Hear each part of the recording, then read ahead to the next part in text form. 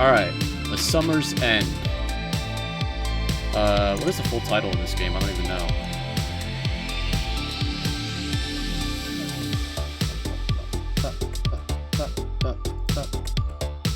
Hong Kong, A Summer's End, 1986.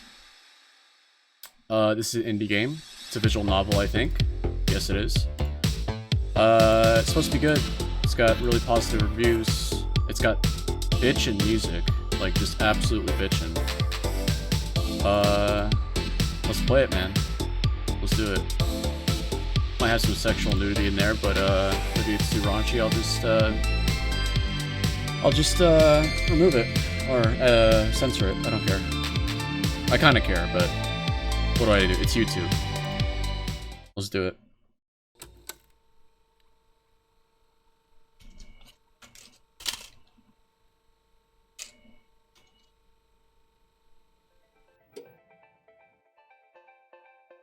When I think of my life, what I have, and what I've accomplished, I think I'm quite content with what it is.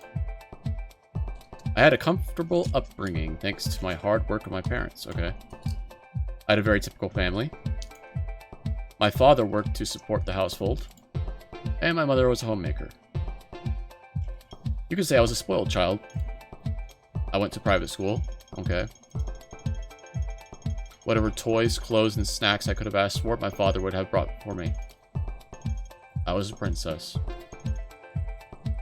My parents had grown up quite poor after the war. When my father was a young man, he came to Hong Kong. What is that noise? He came to Hong Kong by himself from the mainland countryside to find work. He had lost contact with his family during those tumultuous times after the war and the political upheavals that followed. My father had worked his way up from a man doing odd jobs day and night until he eventually became a successful restaurant owner. My mother came from a large family. She wasn't given the opportunity to complete her schooling. What the fuck is that noise? She had to quit school at 14 and work to support her family. She had worked many years as a waitress before meeting my father. I suppose the sharp contrast between my upbringing compared to that of my parents was partly their desire to give me a childhood better than theirs. That's very good. That's what you should do as a parent. I think it was a good childhood that they gave me, a storybook childhood. When I was in Form 4 of high school, I received tragic news which would change my family forever. I remember it vividly, being a sunny, bright blue day in September. Alright, so we're just getting a bunch of backstory right now. Some exposition. I was in good spirits. It was warm and clear outside. Classes had just restarted after summer vacation, and we students were chattering away during the lunch hour about what we've done during the summer. I was in mid-recital of a well-rehearsed story about my summer trip to Taiwan when my teacher had asked me to step out. That noise is driving me fucking crazy. It had been my first trip I ever made with my family on an airplane, so I was quite excited to share the details of my trip to my classmates. I've never done anything that would require an interdisciplinary meeting with the principal. So to be singled out like that, my heart dropped. I feared that it was some kind of family emergency.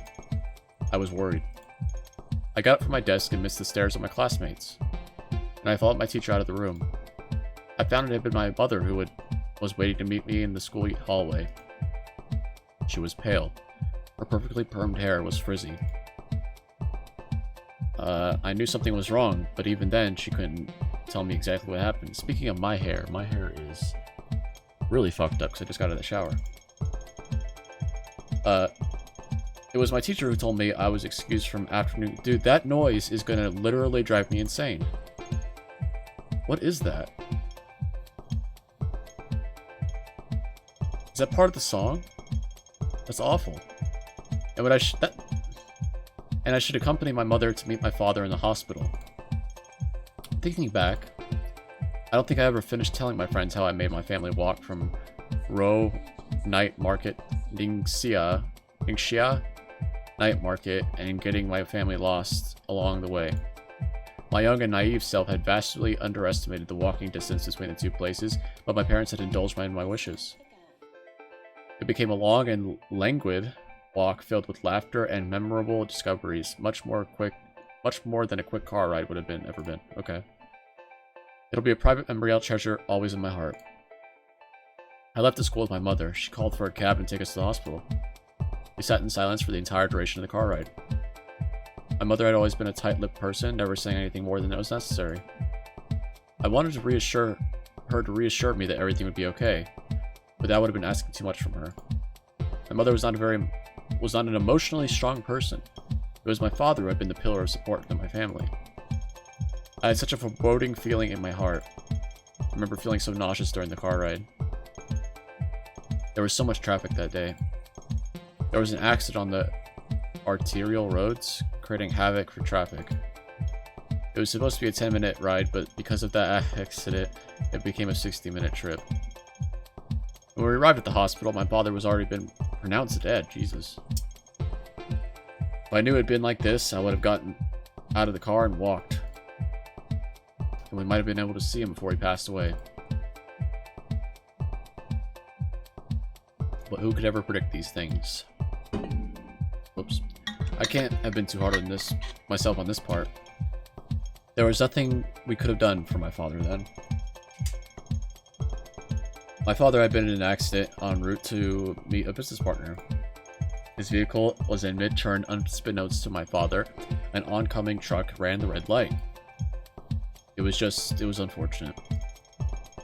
It was truly a terrible turn of events. My father died that September afternoon. I wish I could have said goodbye. The next station is Central, an interchange station for the Blue Island Line. Alright. My carefree youth had been ended then. My mother too was never quite the same. She had become much more anxious and protective of me, understandably so. Perhaps if my father was still around, I wouldn't be the same person that I am now. I was too childish, too naive. I didn't realize how much of a spoiled child I was. I knew how to change it in myself. For the sake of my mother and the memory of my father, I had to become independent and self-reliant. I plunged myself into study to keep my thoughts that noise is driving me fucking nuts. To keep my thoughts preoccupied with the reality of our situation. We no longer had family trips. Our table for 3 became a table for 2. My mother sold my father's business, his car, and boxed up his belongings. We moved into a smaller house. My widowed mother didn't want me to take over my father's business. She was afraid of being surrounded by too many reminders of my father's death. I never did learn how to drive. But even in death, my father still provided support for us. My father had taken out a sizable life insurance policy before his death, as if he knew something was going to happen. My widowed mother was able to use that money to send me to university and afford a modest home in Kowloon. She could continue her lifestyle as a homemaker, and I could continue to direct my focus towards my studies. It was as if we could live our lives the same way whether or not my father was still alive. It frustrated me deeply how well we could adjust ourselves after his death. So I kept pushing myself. You should push yourself out of this train station to get rid of that, whatever that noise is. It's driving me nuts. I don't know if it's because, like, I'm starting to fear it's the text popping up on screen that's making that noise. And if that's the case, that's really going to drive me insane. No, that's not it. Thank God. I just didn't want to be someone that would bring shame to my family. I wanted to be someone that would make them proud. I had kept myself fully engaged with study, and whatever interaction I had with my peers already seemed like such a distant memory. Okay. Even now at the age of 23, it feels as if my days of being young had long passed. But it's not like I studied fortuitously, without the aim or purpose. My efforts were rewarded with my academic standing proof sufficient to land me an esteemed secretarial job at an international publishing firm shortly upon graduation. I was a secretary in title, but not in a normal sense.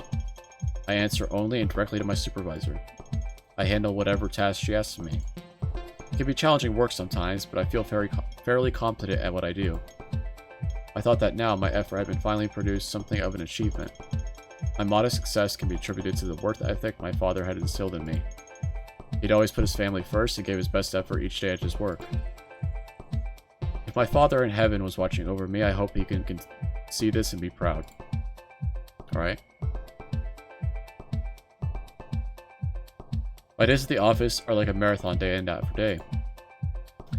Each day will have its own set of challenges. A typical day is as follows. I arrive at work. That noise is following her. I think it's the song. Let's see. Let's just test. Where is this sound? Whoop.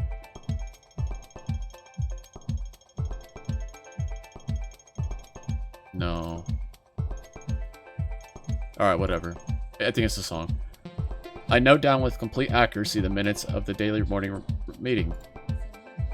Once that's finished, I proceed to schedule appointments for our business clients and our marketing staff.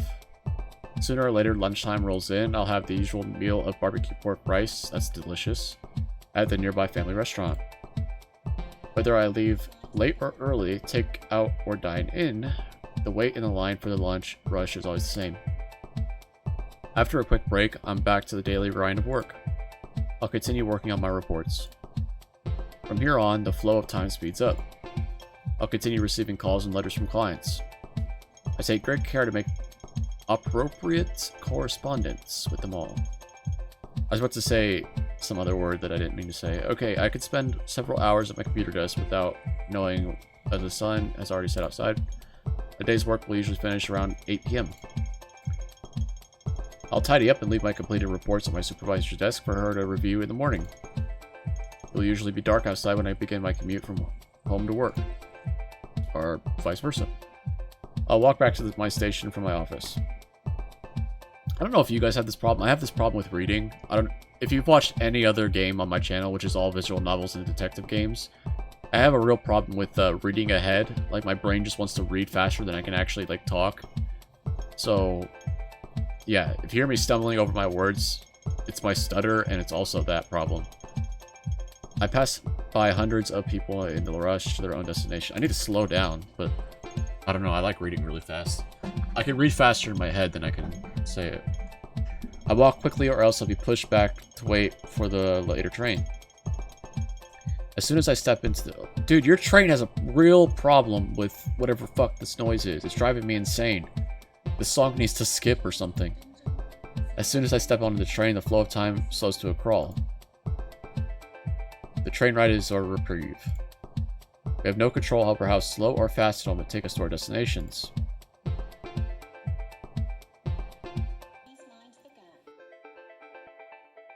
I rest my eyes on the train. I will have journeyed through the center of the earth and back by the time I need to disembark. On a typical day, I arrive home by 9 p.m. My mother will be waiting for me with a hot meal and we'll have our dinner together. After eating, if I'm in the mood, perhaps I'll continue reading my book or join my mother watching television. Whatever I choose to do is for leisure. Fatigue always comes quickly to me. I'll shower and prepare for the next day. Once I place my head on my pillow, it's lights out. I slip into unconsciousness world in an instant. Into the unconscious world, okay. The sun rises. And the next day repeats. Hopefully that song doesn't repeat. Thank God. A day without incident is what I call a good day. Like the clockwork accuracy of the subway station, I like to structure my day in a timetable precise to the minute. A single minute could be a change of flow for the entire day. If you miss one bus, it could lead to missing several other connections. A 5-minute delay can become a 30-minute delay, especially with the compounding congestion and traffic in modern city living. It's important to treasure every single minute. Though sometimes, despite your best efforts, there are things that occur beyond your own foresight. Today was a day with an incident. The usual overhead walkway leading to my office was closed for maintenance. All foot traffic was diverted to other routes. I had to make quite a detour to reach my building. In my hurry, I hadn't noticed that one of my heels had caught on the sewer grid, and lo and behold, it snapped. When I rushed to take my next step, my heel snapped cleanly off my shoe. That sucks. My beautiful heels. 4. The new collection. Comfortable to wear and stylishly formal. It cost a month's paycheck, but it was my investment towards success. To break it in such a way, of course I was upset. It was entirely unset. I'll just glue that shit, you'll be fine. Use some monkey glue or something, Gorilla Glue. And to add insult to injury, I had to hobble my way to the nearest convenience store and purchase a pair of embarrassingly homely sandals. Buy some glue or duct tape, fuck it. Today was already turning out to be a disaster.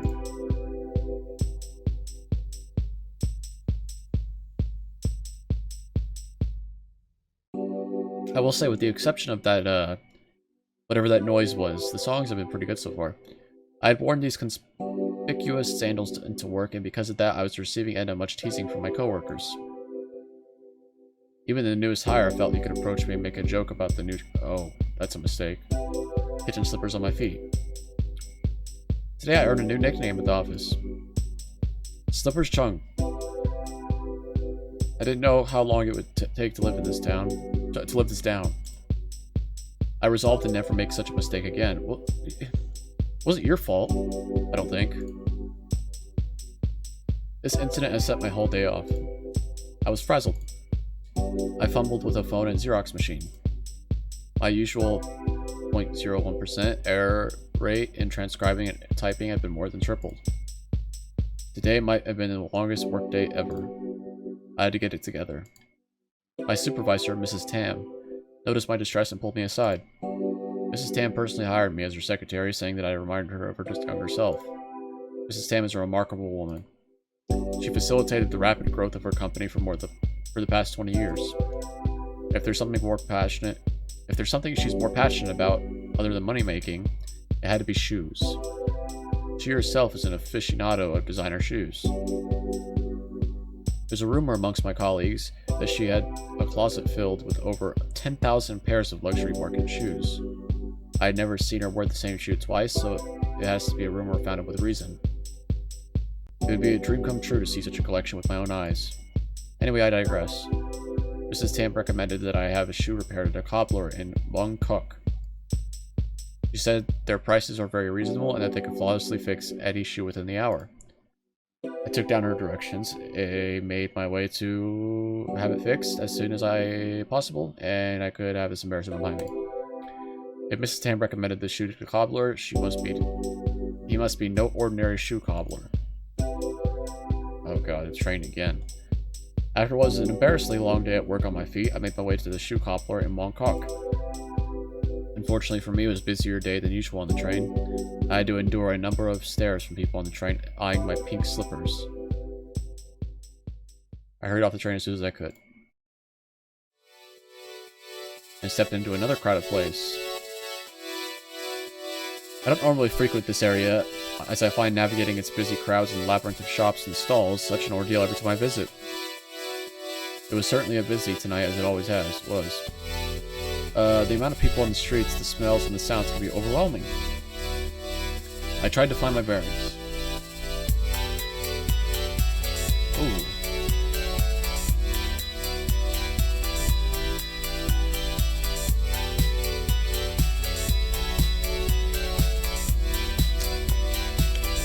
The cobbler shouldn't be that far from the station exit, according to my supervisor. I looked in the directions that were dictated by Miss Tam. Okay. Sorry, I had to check with my grandmother. Take the east exit and walk towards the convenience store across the street. This song is popping off. Holy shit. Continue past the convenience store and look for a bakery. Go past the bakery and take a left at the cosmetics store. Continue down the road until you reach a pharmacy and turn right. The cobbler should be at the next street corner. I scratched my head. The landmarks indicated certainly that I would have applied to any other place. With some effort, I was able to find the shoe cobbler in the back alley a bit away from the main thoroughfare. It was a small store tucked in the street corner. The lights were on, but the gates appeared closed, however. Michelle. My bell. I thought Miss Tam said it was open late. Till late. After all the time it took me to find this place... I gotta turn this down. This music is popping off in my ears. There's a sign that reads, "Call for service." There's no number listed. There's no buzzer either. Am I supposed to just yell? Hey, Lime Michelle, this is me. Well, I've already come this far. And... excuse me. I thought I just heard rustling noises. Sounds. Is there anyone there? Why did I substitute noises? I do that sometimes. I substitute words. I don't know if you noticed that from reading me from my reading so far. Is there anything, or see anything, anyone here? Excuse me? I listened in. There were sounds of a TV or radio coming from within the closed-up shop. I heard the sounds of a person shuffling from inside the store. Oh my god, she's beautiful. A woman soon appeared out of the closed gates. She had the look of someone who would describe herself as an artist. Her permed hair was styled to look intentionally messy. Is it perm? It looks normal to me, I don't know. I thought perm hair was supposed to be curly. It's kind of curly. Okay. Garish plastic earrings dangled from her ears with impunity, never appearing to get caught in her long hair. She wore a graphic t-shirt under faded jean overalls. I didn't recognize the image on her shirt. I suppose it was the logo of a brand I didn't know. I don't know. She didn't appear young enough to be a teenager, although she dressed like a valley girl out of the American movie. Her face was much too lean and her eyes too sharp. She was taller than me, too. I took a good look at her shoes. They were off-white canvas sneakers with a mark on the rubber sole. So it's gonna be a love story about like a upper-class woman falling in love with a working-class woman. They were off-white canvas sneakers with a mark on the rubber sole. I began to question Miss Tam's choice of why. Don't you want your cobbler to be in cobbler's fittings? You don't want them to look like you. Oh, a customer. Just wait a moment. Or wait just a moment. See, I substitute. Are you the cobbler? Who, me? Ah, no. I'm Sam, his daughter. Oh. We were just watching replays of the World Cup game. I'm sorry to disturb you. Not at all. What brings you here? A broken shoe, or is it a broken heart? I can offer consultations for both. Huh? The woman winked at me. Okay. I was confused. Was I at the right place? I was about to excuse myself when a man came out of the half-open store. He had a reliable look to him. He has a look of a man who is unbelievably handsome. Hey, don't scare off my customers. Sorry, young lady. I'm the owner of this store, Mr. Wong, and I'm so fit, you can tell. My daughter is quite nosy and likes to talk nonsense, don't mind her. I see. Are you dropping those shoes off in your bag to be fixed? Yes, that's right. I broke the heel on this one. Do you think it can be fixed? Oh, what a nice shoe. It must have been so expensive. Yes, it'll be such a shame to throw it out. Let me see. Oh, this, it'll be an easy fix. I can make it good as new. I'll have it done within under an hour. Really? Then I'll leave them with you. Thank you very much. That's my master cobbler and father for you. Wong Ka-yan. You should go back to your own store already. She has her own store? After I've come so far to visit you? I thought she worked here. You can visit me anytime. Alright, I'll get going. It's about dinner time anyway. If it's alright with you, I'll come back later tonight to pick up the shoes. Of course. Excuse me. Bye.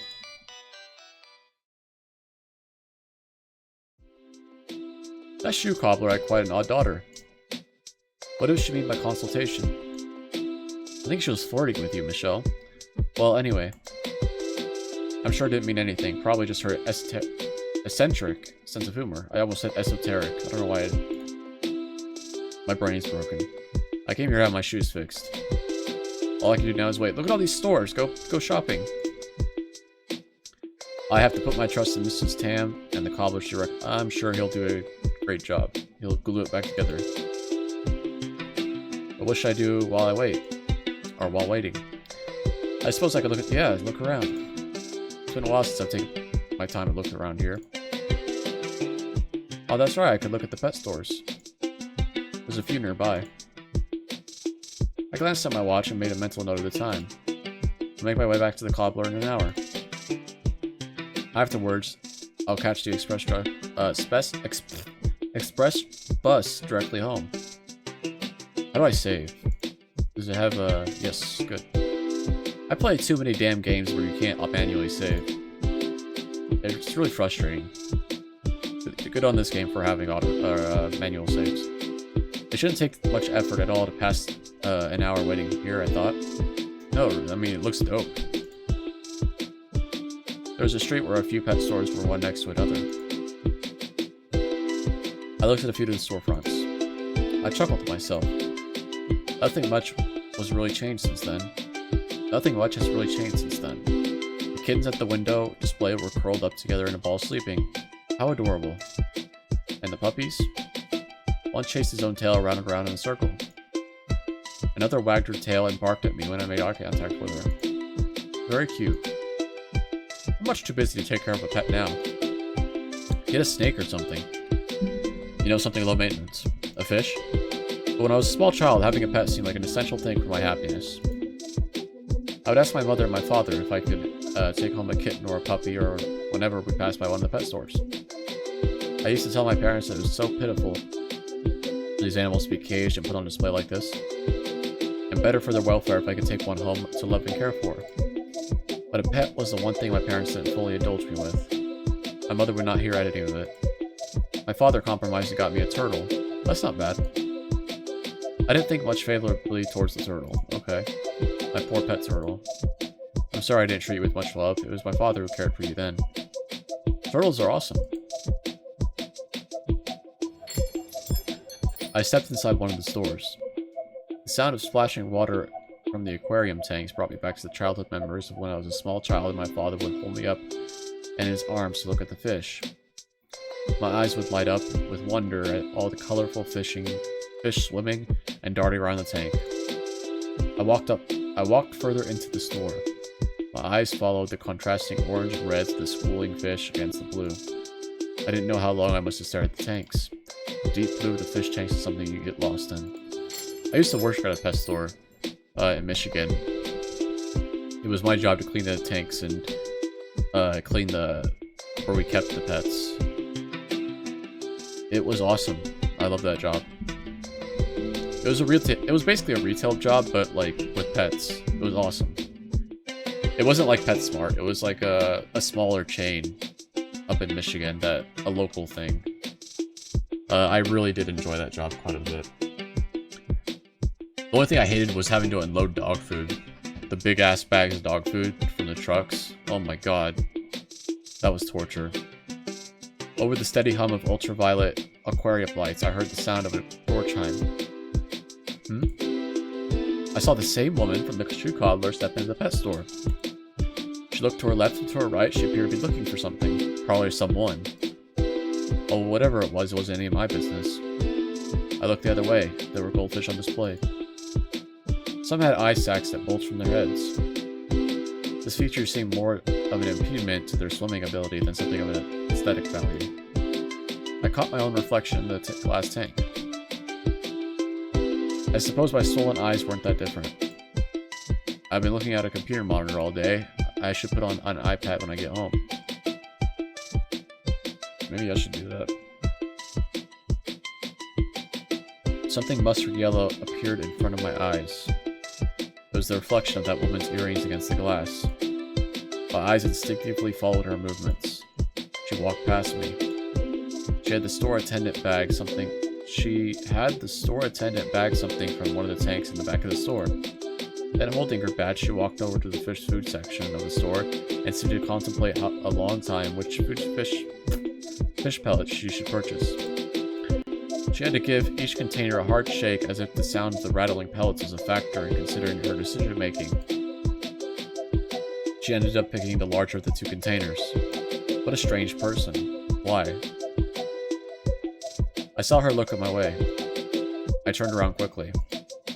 I didn't want her to think I was staring. Oh, this is... I didn't get a mental note of how they were staring at each other, but this makes sense. When I looked up again, I saw her standing across from me. Our eyes met. That was the moment of pause between us. I didn't know if I should talk to her. It felt like we knew each other. She thought otherwise, and she smiled as if she found an old friend. She waved at me, her animated gesture not at all phasing the fish in the tanks. Young lady. She stepped around to say... It's interesting, because we called her a young lady when we first saw her. And she's calling us young ladies, so we're both young ladies, I guess. But one of them thinks the other's older because they're calling him a young lady? I don't know. She stepped around to stand beside me. Young lady. She stepped around to stand beside me. Are you buying goldfish? Huh? No, I'm just passing time while waiting. I see. You're from the shoe cobbler, right? Is something the matter? Oh no. I was just buying some fish food. I see.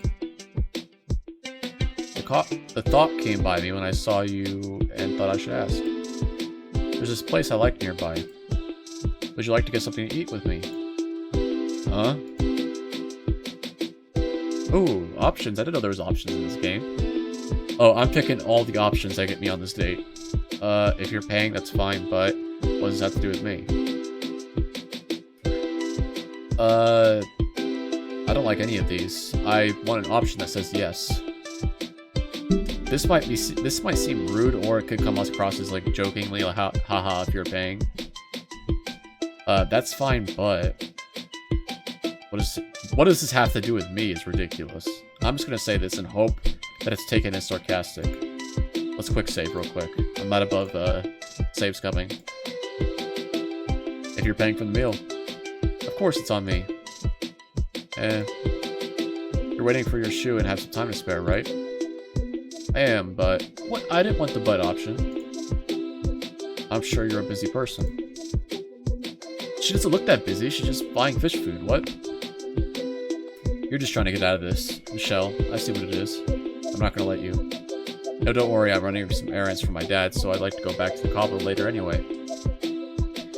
She had a bag of something fishy. What pet food it had to do with the cobbler, I did not know. I was thinking of getting some takeout, but, you know, food is always something better dining in and shared.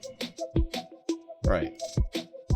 When you're alone, they always seat you at a big table with other strangers anyway. I'm a stranger too, though. So if you don't mind, would you like to eat together? I said yes. Why is she trying to get out of this so hard? Like, my option was, yeah, sure, you're buying. I don't want to be a bother to you. No, I insist. By the time we finish eating, your shoes will be ready too. Is this a technique for this girl to swindle me? Possibly, but you're making it really hard. If you want something else, that's okay too. There's a lot of food stalls around here, I can show you some good ones. That's fine, you don't- Oh, for fuck's sake, come on, Michelle. What's wrong with you? Alright, then it's settled. Let's go to the restaurant. And just like... Yeah. She linked my arm with hers and took me to the diner across the road. I don't know why our character tried so hard to get out of that when I said yes. I tried to decline her. I didn't try to decline her politely. I tried to say yes as much as I could. But I could not utter a strong enough reason to avoid her. It was forward and... Maybe that was the option I was supposed to pick, but I don't know. It was forwarded and uncouth of her to push me. What? No, it wasn't. But I hazarded to say anything to her. She just asked you for dinner, dude. Like, what is wrong with you? I wanted to get home as quickly as possible without any fuss or hassle. Maybe she has some sort of social anxiety, but... I mean... It's not that bad. It's just dinner. It's not like you're going with like a... Like, if she had friends with her, that'd be a little weird. That'd be like, I don't know about that. Even I would be like, no. If I had to go along with this, and so be it. My poor shoes were being held hostage by this... No, what is wrong? What? That's a weird way to take it. I was led into a small Hong Kong-style diner.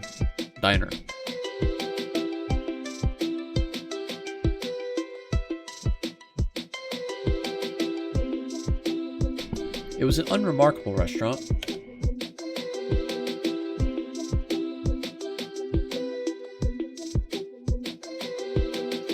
A diner like this can be found in any district around Hong Kong. Sam pulled me out of the remarkably colorful plastic chair. I thought you said it's unremarkable. I hesitantly took my seat. I guess the chair is remarkable, the restaurant not so much. I observed her set her mysterious bag down on the table as if it were normal and everyday thing to do. What are you talking about? What mysterious bag? Like the fish food or the... She handed me a menu that she grabbed from the next table over. I quickly glanced at it. The menu items were typical. I wasn't thinking of eating much. I was more concerned about the bag she brought. Can we get a picture of this bag? Why is it so mysterious? It's probably like a fish or something she bought, or... I don't know, is it full of water? If it's full of water, it's probably a bag with a fish in it. If it's... An outer opaque paper bag shielded her aquatic purchase from the glances of... Okay, it's paper, so it's not that. It's probably fish food. I was bewildered. She treated it like a purchase from a vegetable market, setting it on the table like that. Maybe this is some, like, cultural thing in Hong Kong that I'm not aware of, but setting a bag on a table in America, specifically the Southern America where I live, is not that insane. Like, it's not... I kept my handbag close to my... Yeah, usually women put their purses, like, either on a chair beside them, or on the table, or if they don't want to get, like, dirty, they'll... like, their lap, or on the chair, like, if the chair had it back. Before I could continue my thoughts, a waitress came over to take our order. Have you decided? Order as you please. Give me a moment. Alright, I'll order first. I'll get the beef brisket with rice noodles. I'll add a milk tea with that. Oh, and get the chef's salad for takeout. That's it for me. I'll order the clubhouse sandwich. Anything to drink? The tea is fine, thank you. Eating a sandwich for dinner? This place is known for their beef brisket. I don't like to eat too much after 9 p.m. If you have too many carbohydrates in the late night, you'll gain weight easily, you know. Yeah, really? Is that true? I eat late every day. Well, maybe not for you. The waitress came back and placed on the table her order of milk tea. Is it like milk steak? What is that? I'm not a tea person, so... I would call it like tea with milk, not milk tea. The cobbler's daughter proceeded to pour a whole sachet of sugar into the already sugary drink without tasting it first. She stirred in the sugar and took a sip. She reached for another sugar packet that was about to tear it open before she stopped herself. I must have made a face unconsciously. What? Oh, I thought that was a response to something else I skipped. I think it's fine as long as you eat in moderation. You should eat more, in fact. You want some of my brisket? No thank you. I'm not that hungry. Do you work in an office? Those heels you dropped off were really impressive. Yes. I work in the publishing company as a secretary. And OL. What? What is OL?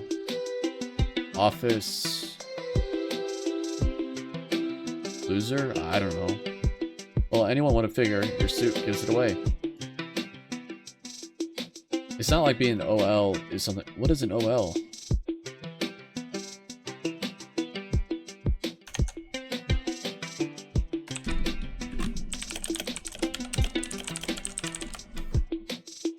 Office lady. An office lady, often abbreviated OL, is a female office worker in Japan who performs pink-collar tasks such as secretarial or clerical work. Due to some Japanese pop cultural influence in mainland China, Taiwan, and Hong Kong, the term is also common usage there. However, the meaning of the word is slightly different. The term is also sometimes seen in Anglophone countries, not mine. I've never heard of that term in my life. Okay. We learned something new today. Oh shit, the game's not showing up now. What happened? Pop back in.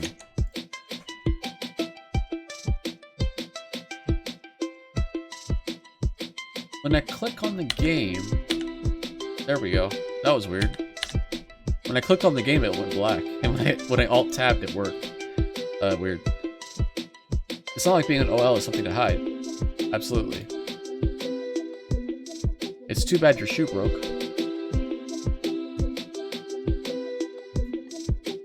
What am I doing? Your sandals right now really don't match your getup. Oh, we're offended. Look at us. Are you making fun of me? No, I just think it's really interesting. An OL wearing bright pink kitchen sleepers to work. How refreshingly empowering. Empowering? What do you mean by that? Like someone who can command the attention of the whole room. It was an accident that I broke my heels on my way to work. We're being really rude, by the way. We're really, like, not okay. Like, our character is very, very, stuffy. These slippers were just a replacement. Please don't try to categorize me as something based on what... Jesus. We are not gelling with this person at all. Well, you still went around town with them. That's gutsy. I would have picked out something less conspicuous to wear instead. It's not like I had time to find something else to wear. Alright, let's leave it at that. Say, do you have an aquarium? Huh? You were looking at the goldfish earlier. Oh. No, I just like looking at the animals. I see, that's cute. Oh, we're getting offended again. That's our offended pose. Cute? Can I ask you then? Are you a cat person or a dog person? Oh, here we go. I have 2 dogs. I don't have a cat. I used to have a cat. I like both. I wish both was an option. But I love my dogs. I love my cat, but... I'll say dogs. Most people will say cats, so I'll say dogs. I love dogs. I like both, like I said, but... yeah. I see. Why'd you ask? It's nothing really, I wanted to make a light conversation. Interesting, I wonder if she's a cat person, she's trying to be polite. I see. Do you keep any pets? I saw you bought fish food. I don't, the fish food is for my dad. Well, not him, but it's for his fish. Oh. How about yourself? In the corner of my eye, I saw the bag that she put on the table was about to fall over. I heard a rustling noise. I wasn't sure what was in her bag, but whatever it was alive and trying to escape. What? She caught it before it fell on the dining table. She placed the bag again on the table, this time tucking it between the container of chili oil and the salt and pepper shakers. No. I see. Well, I kept a turtle before. It was more my father's pet turtle. I didn't really care for it. That's okay. You know, my dad really loves his pet fish. Oh, I bought extra food for the fish. You can take some for the turtle. She motioned to take out of the bag for all to see in the restaurant. Wait. Please save it for yourself. I don't have the turtle anymore. Oh no, I'm sorry, that poor turtle. Well, I'm not sure what happened to it. Hey, it ran away, a turtle? No. We let it go in my pond when my family moved. The public pond? Well, a lot of things happened at that time. Oh, we haven't even introduced each other yet. My family's Wong. My family name is Wong. My given name is Ka Yan. Is that translated to Sam in America, like English? What? I almost said American. In America? You can call me Sam, though. I will. I have a small video store just around the corner here. Or near here. I was wondering what all the, you know, when we loaded up this game, like the cassette, like, static and stuff. Aesthetic. I was wondering about that. Oh, really? That's interesting.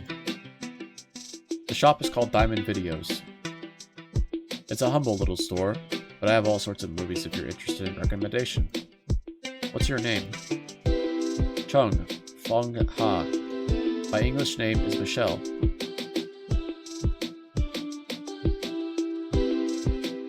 Michelle Fong Ha Chung. What a powerful name. Please don't say my name out loud. Jesus. Please don't say my name so loud like that. It sounds so much like a Peking opera stage name. I wish my mother gave me a more cheerful name like yours. Eh. I think it's a beautiful and graceful name that your mother has given you. When I was in school, there were like 5 other Kayans in my class. It was terribly confusing. Really? Oh, whoops. That must have been troublesome. Right?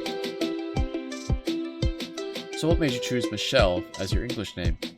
Is that something they do, or is this just because the game is, in English? I wonder if, like, if I switch to, a different language, if they'd be saying all of this about English names. Or is that something they do in, Asia? I don't actually know.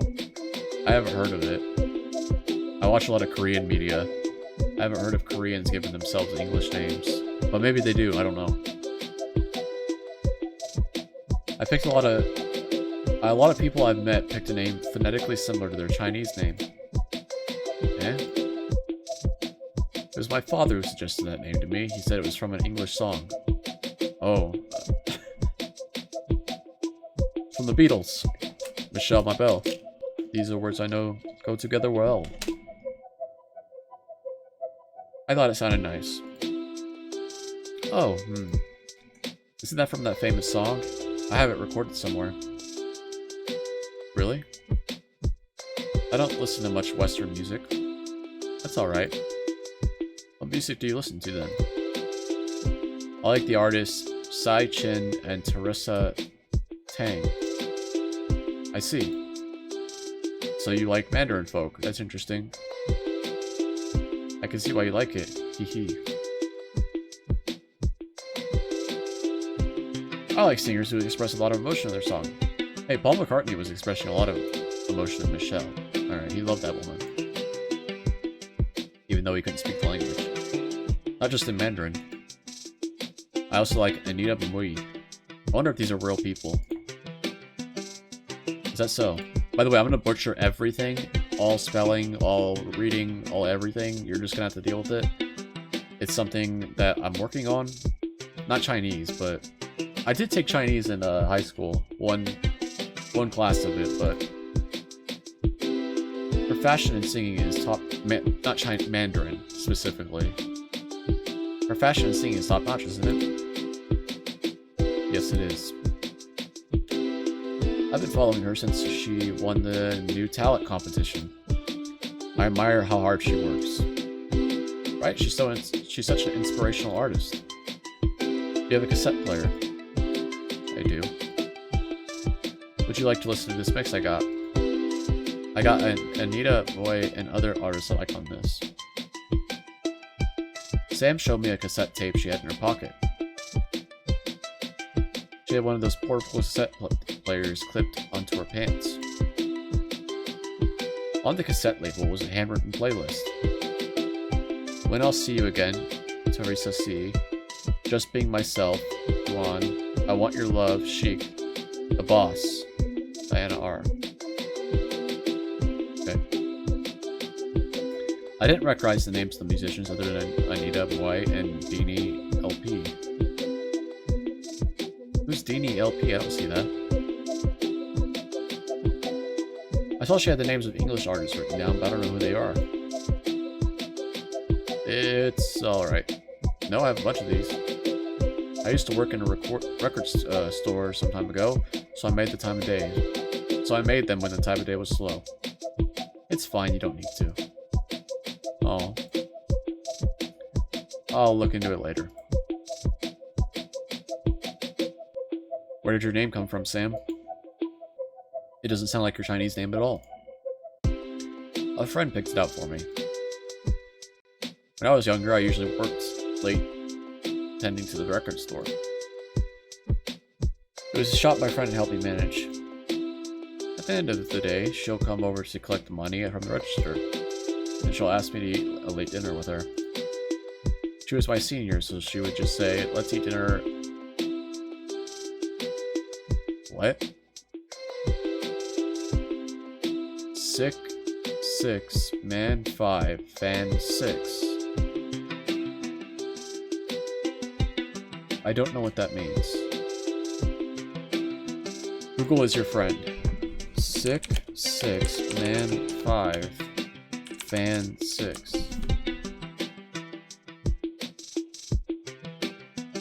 Oh, it's a Cantonese, like, Oh, sorry, I hit my mic. It's a Cantonese way to spell out English words. To have a meal is what it means, I think. Interesting. I've never studied Cantonese, so I didn't know. Oh god, okay, here we go. Right, that worked. I should, like... Here, let me shrink myself a little bit. God damn it, come on. Come on, game. There we go. She asked me to just with her. She said it every time she saw me in the evening, that she stopped addressing me by my Chinese name. She just greeted me with that phrase. See, this doesn't translate to English. I don't know how this translates to Sam. How does that translate to Sam? I don't know. She just greeted me with that phrase, okay? So one day she got the bright idea of calling me Samantha. We worked at a semi-popular record store then. Sometimes English speakers would come in looking for certain records. My friend said it was better to have an English name, it makes for easier business. So that's how my name Samantha stuck. I didn't like it at first. In fact, I felt like my friend was ridiculing me with that name. I adapted it to Sam.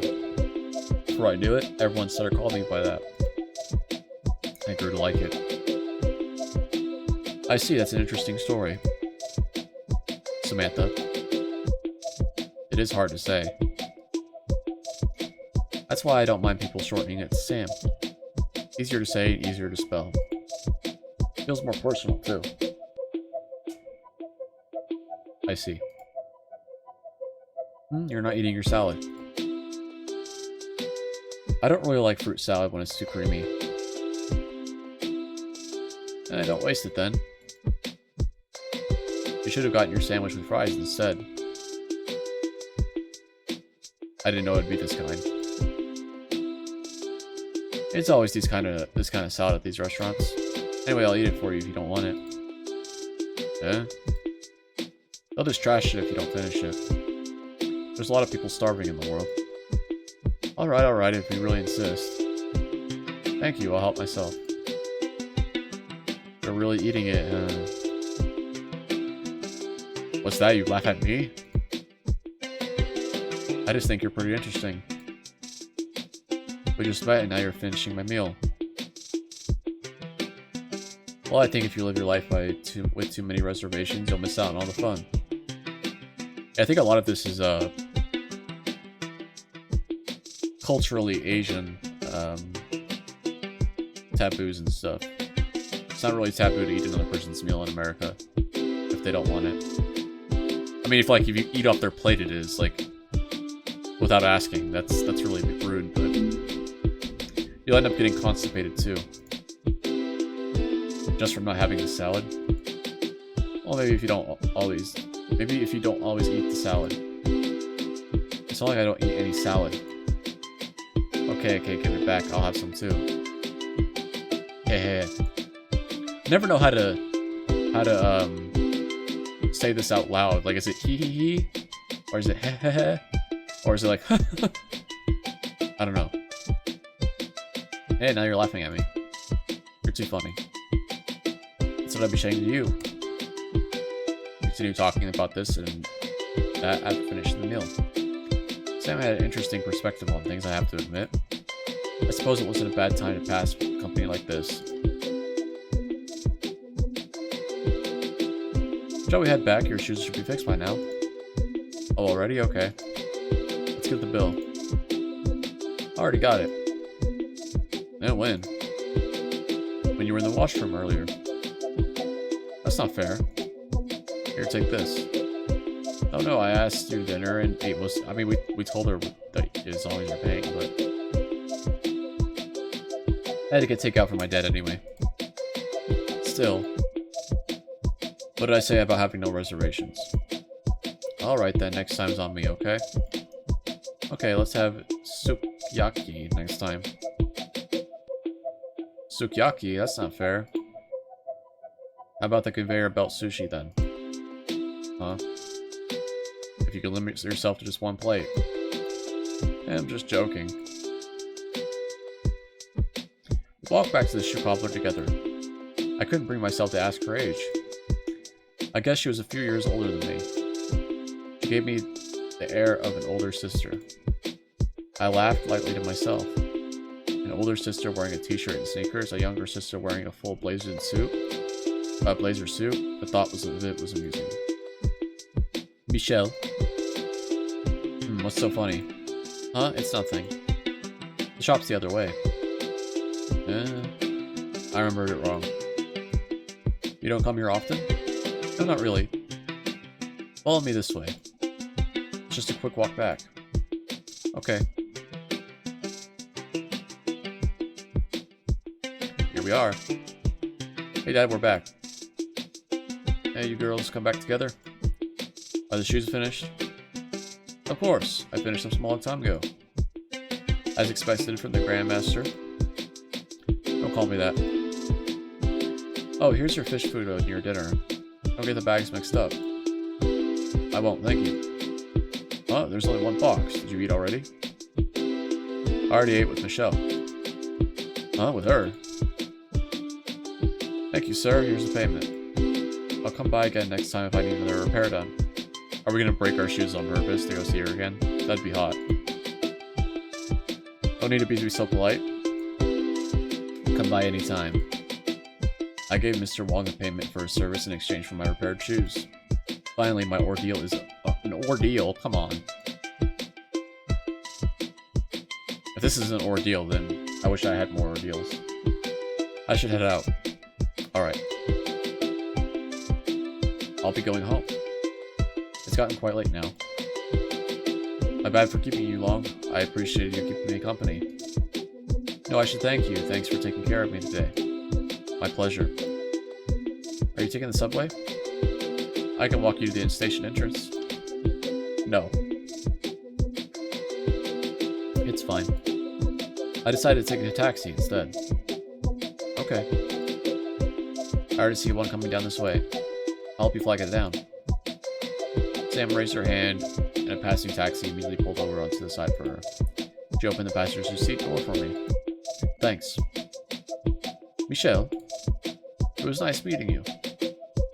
I enjoyed talking with you. Me too. Sam seemed to wait for my response. I looked away. I felt anticipatory gaze from Sam. Something about the way she looked at me made my heart pound. I didn't know why she made me feel this way. I never had such a feeling before with anyone.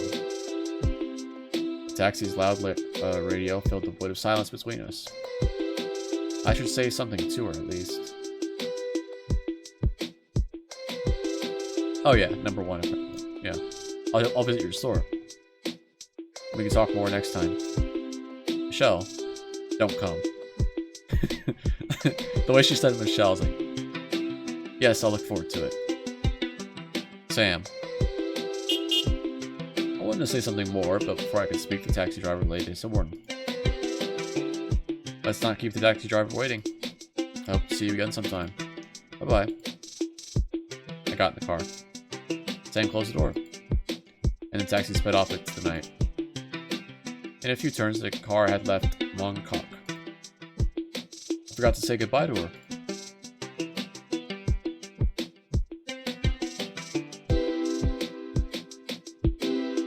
It had taken me longer than expected, but I accomplished what I set out to do today. I opened the bag that I had received from Mr. Wong. I examined the shoes. The heel was repaired perfectly, and there were no signs of damage to be found. They looked as good as new, exactly what Mr. Wong had promised. It had been quite a day of mishap, but in the end I couldn't help but giggling to myself in the taxi. Funny how things work out sometimes. Sam and Mr. Wong were a peculiar daughter and father pair. They talked so nonchalantly, I would have thought that they were siblings instead. I guess some families are like that. They're certainly interesting people, especially that girl, Sam. Sometimes, inconveniences can lead to memorable moments beyond what could ever be expected. I haven't let myself go with the flow of things for so long that I almost forgotten this feeling. It was nice sometimes. I met someone new tonight. A shoe cobbler's daughter. A video store owner in Mongkok. I wonder if our paths would cross like it did again. The taxi made a turn off the bypass.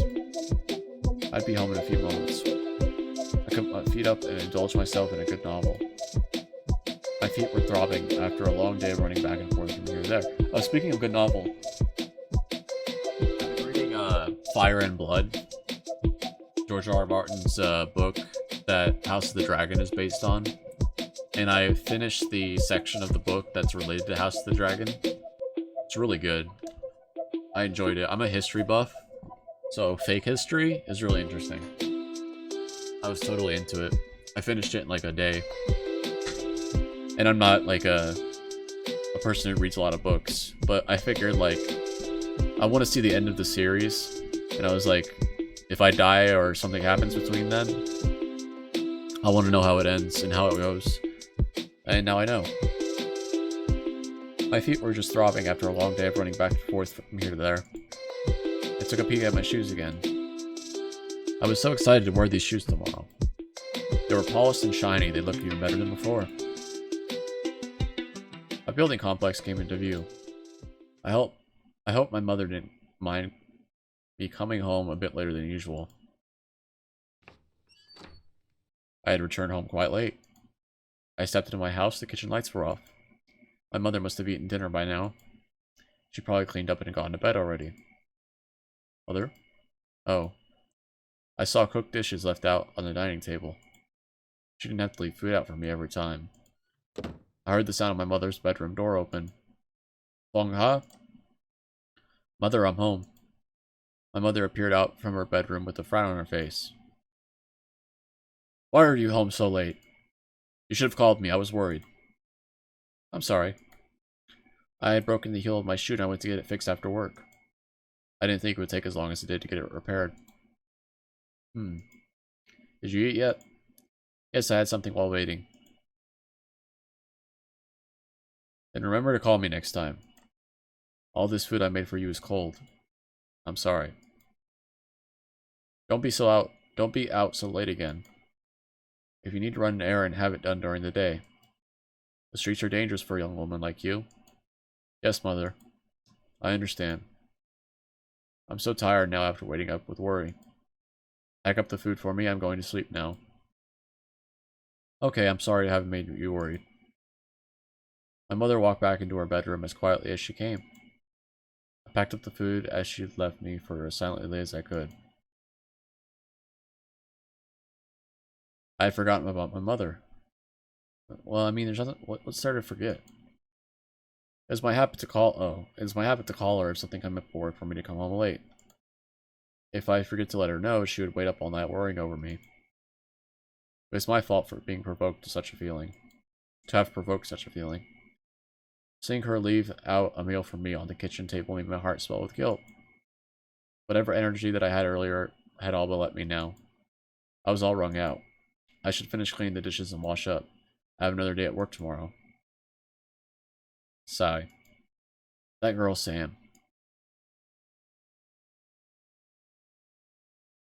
Whoop. Whoops, nope. Must be nice to be so carefree like that. Alright, I'm gonna save. Save on number 3. Let's expand myself again.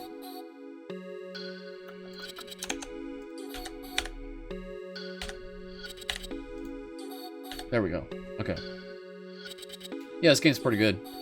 I mean, it's been an hour, and I usually stop at an hour with my videos, and it's 6 minutes over because I was like engrossed in it. So from what I understand about this game, it's like a romantic visual novel type thing. These two women get together. I think there is nudity because there was like an adult patch that I installed. But from what I understand from the reviews, it's not like porn. It's like more tasteful than that. So we'll see. I'll try not to censor anything, but YouTube's a bitch. But the story's good so far. We got the classic, like, wealthier, older, or not older, but wealthier, more educated woman. And the working class, more carefree woman. Yeah, the writing's really good. I am curious about the cultural differences. There's a few times where I didn't understand why something was happening in a certain way, like, but it's obvious now. Like, this game is I think originally Chinese or Cantonese or something, the developers, I'm not sure. So English is not the first language it was made for, nor the cultural customs and things like that. So certain things like finishing someone else's food is not something like here would be a big deal, but there it is. Or I don't know, speaking frankly with your father.